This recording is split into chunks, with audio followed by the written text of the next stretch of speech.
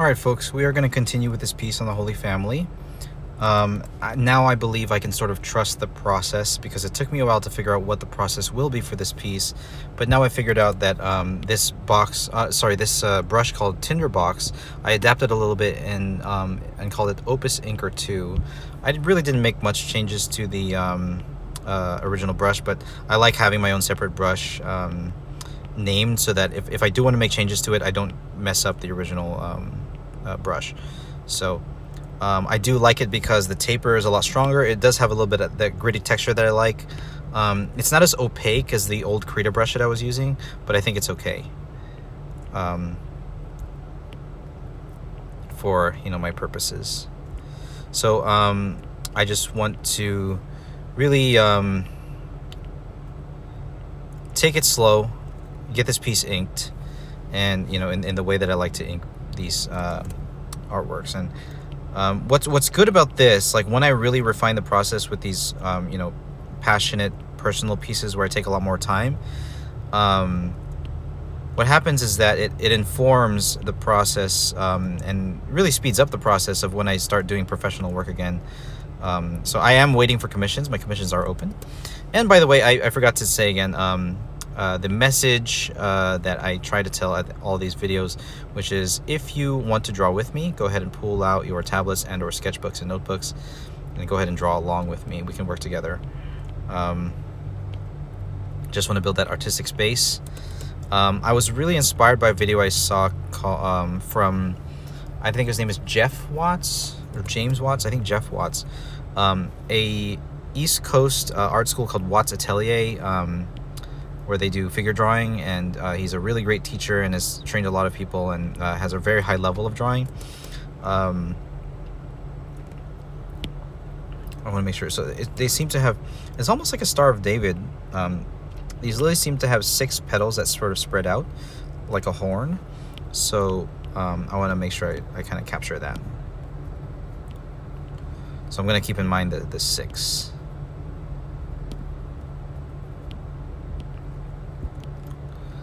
But I want to have this sort of aesthetically pleasing shape that I sort of captured in my pencil sketch. So I'm going to try not to lose that.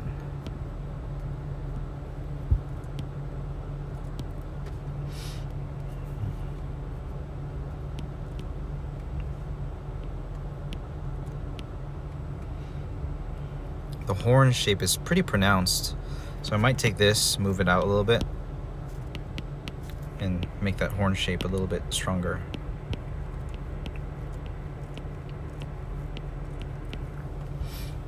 We're going to do quite a few of these.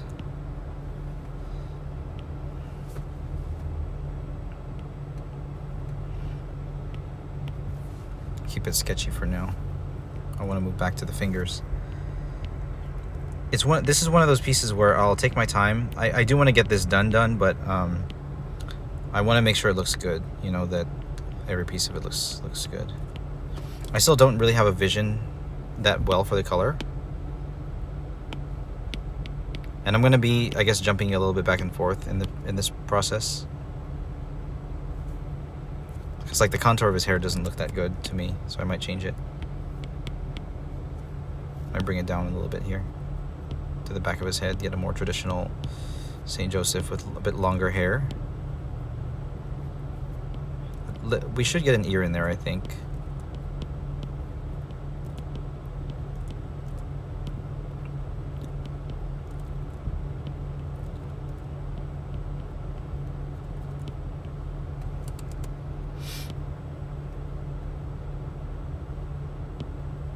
Now, one thing I've been thinking about is, like, I really do want to improve the type of banter that I talk about.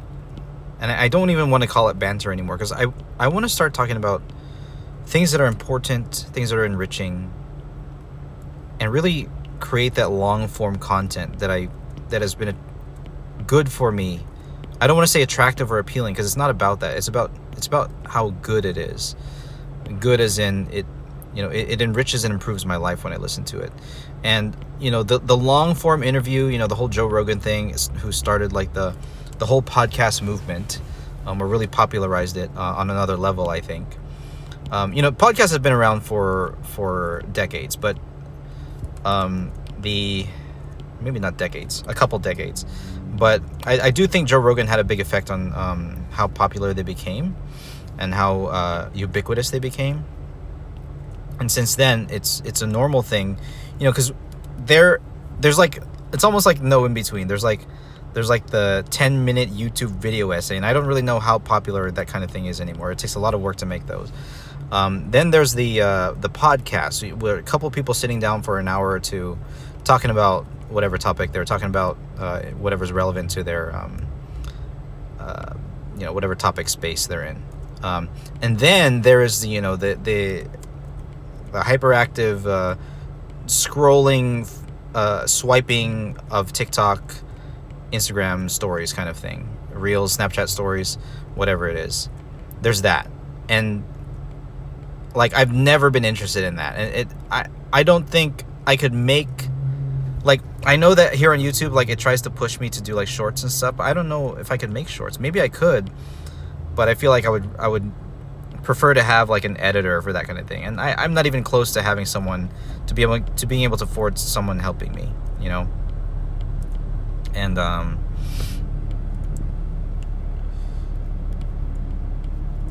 so here instead, I find myself in a scenario where I can make long form content like this. You guys can watch me draw. It's like playing a long chess game, like, as opposed to blitz chess. Let's sit for a long time and think about it.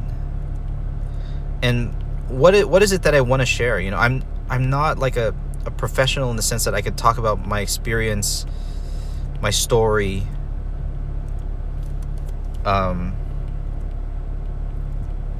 doing some kind of professional work. I'm not really, I have experience. What is my professional experience?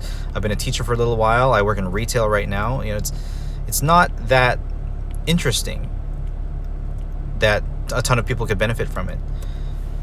Now, there is one thing that I can share about, and it's something that I feel like I shouldn't share about too much yet, because I'm still in the middle of that story. And that is behavioral addictions. I'm not talking about substance addictions, but behavioral addictions. Things like social media addiction, porn addiction, gaming addiction, which are rampant in modern society, in which I have been, I'm not going to use the word victim, I have been a participant in. I have been. And I'm sober now, but and that is a story I would like to tell, but I think I'm not ready to tell it. I'm not ready to tell it because I'm still in the thick of it, because I've been sober a little over 1 year from my behavioral addictions, and the consequences of those addictions have been far-reaching, in the sense that even if I'm sober, I'm still dealing with it, and that's not a bad thing. Well, I mean, the things that I did were bad, but it's a good thing for me to deal with it, and I'm not ready to tell that story yet. That is an Uber call. I am going to continue talking about this in a later video, but I will talk to you guys later. Thanks for hanging out. Bye-bye.